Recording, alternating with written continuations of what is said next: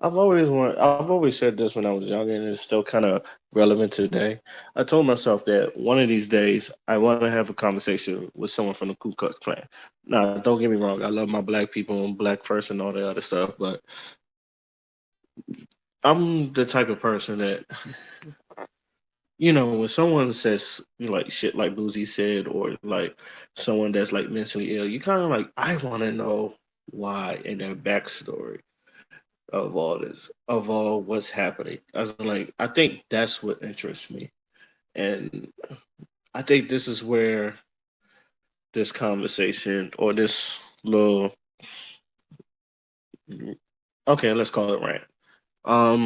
Because I'm on Facebook a lot, and the whole boozy thing, like I said, the whole boozy thing, and I was right about it. That it's gonna spark a lot of conversation about the black community, how we look at sex in the black community. So, with that being said, I'm seeing a lot of people is just like I think a lot of people doesn't understand, and this is where I used to. The long time ago, I made a video called "Are we having conversations or are we having arguments?"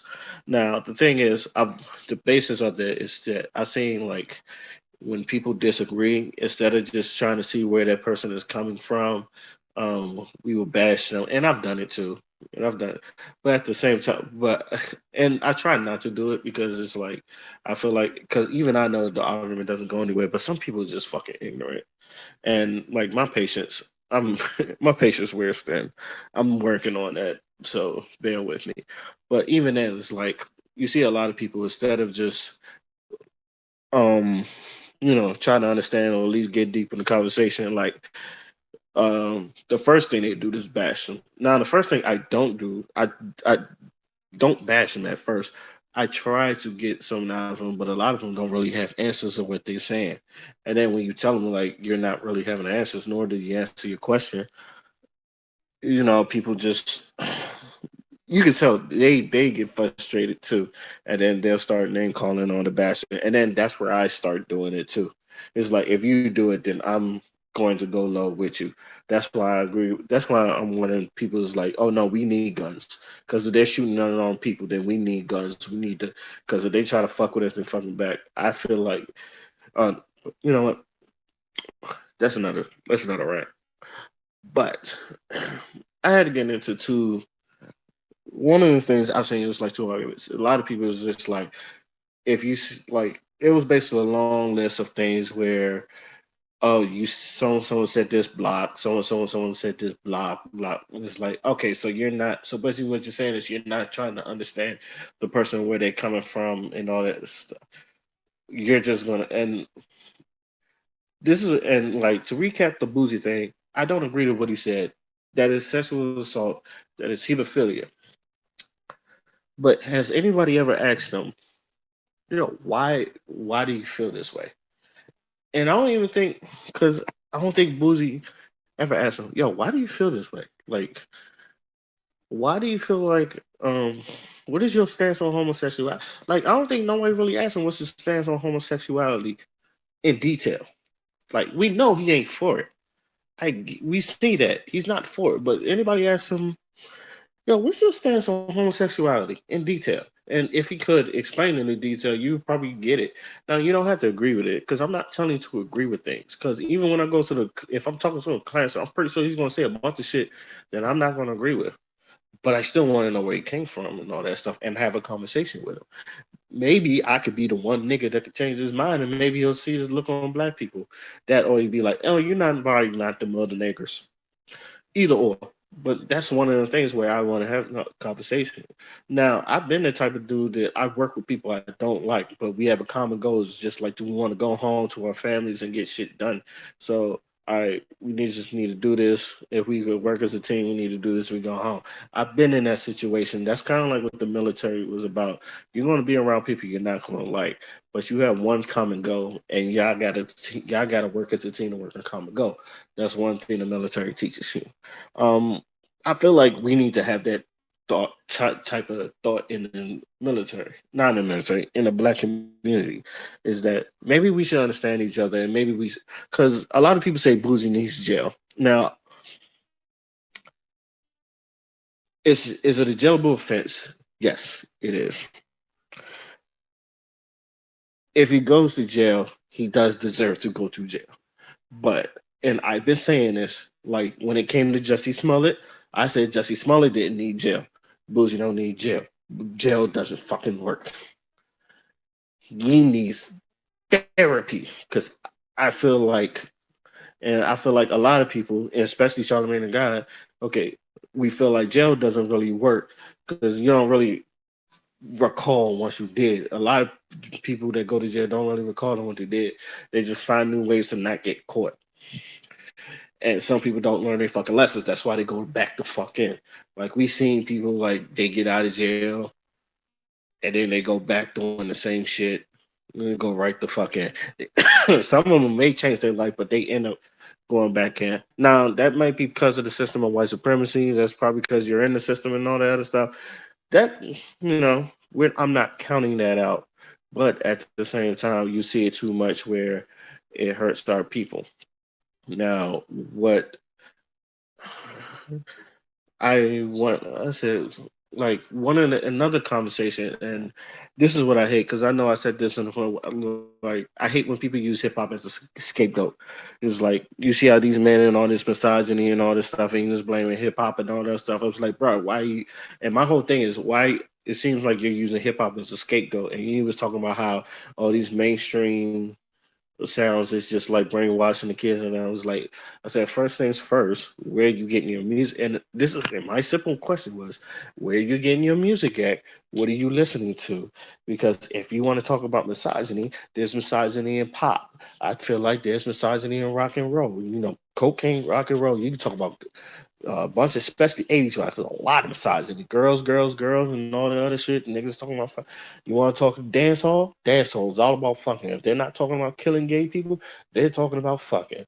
All right. There's a lot of there was misogyny in old fucking Ray Charles shit. The mess around, or the whole 70s sex era when they was talking about all them sex songs.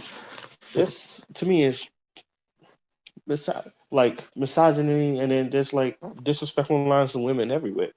But you're not going to put that on scapegoat because, and furthermore, and a lot of women, and this is why I don't agree with black women and say I don't listen to hip hop as a lot of misogyny because I say y'all a bunch of, to me, some of you women say that are bullshitting because the same women that says there's misogyny in hip hop and all that other stuff would be the same women that would run to the fucking club dance floor when back that ass up come on.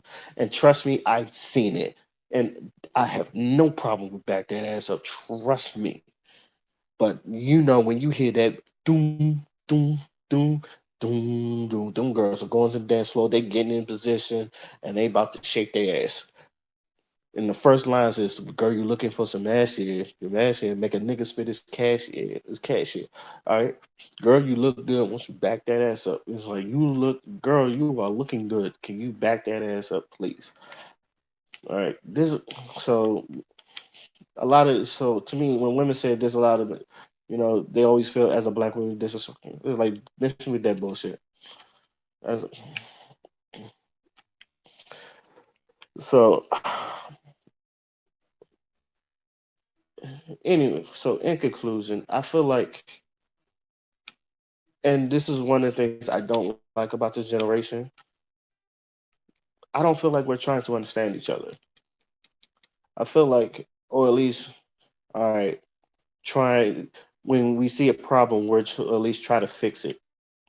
I feel like just like I feel like yes, there are some people that they can't be fixed. Their mind is always fixed and all that other stuff. But there are some people I feel like with the right conversation they can change their ways and all that stuff. You've seen, excuse me, like I've seen it before. People like what people think like 10 years ago, they probably don't think of now. They probably was when I used to think like that, I could see that being a problem, or because a lot of men they know with at least with the boozy situation they know vice versa if that was someone's daughter that yeah I would definitely see it as a problem like us. I feel like a lot of men understand that, and I'm the type of person that says you think I feel like you need to raise your men differently from your women. So I mean, in conclusion, and what I want from at least from us in the black community, Even if you don't like them, try to understand where they come from. You don't have to agree with them. You don't have to agree with their rhetoric, and you don't have to agree with what they say. But just sit down. I feel like a lot of these people when they back out and when they lash out on people like that, a lot of them don't really have conversations. They just call him ignorant or whatever label they put. If he's against women, he's misogynist or cisgender scum or something like that. Um, if basically if they don't like him, they just straight up don't like him. So just learn to talk to people that you don't like, and that's where I feel like a lot of people we should probably have conversation because I you've seen me complain about this one dude that his rhetoric is just god awful, and like I feel like not only he is a coward, and I've said this all the time. Not only he's a coward, he's a fire starter, and anytime you ask him to bring up details, he doesn't. So I've like now you thinking I would like not go to his page no more and all the other stuff, but I keep going because I want to understand where he's coming from. Why do you think like that? Now, I end up getting pissed because I never get the answer from him, and I know he's gonna be broken, but at the same time, I'll at least have the conversation with him and at least get my facts out, or at least because everything I come with him was facts, or at least I would get my side of the theory, and hopefully it would change his mind.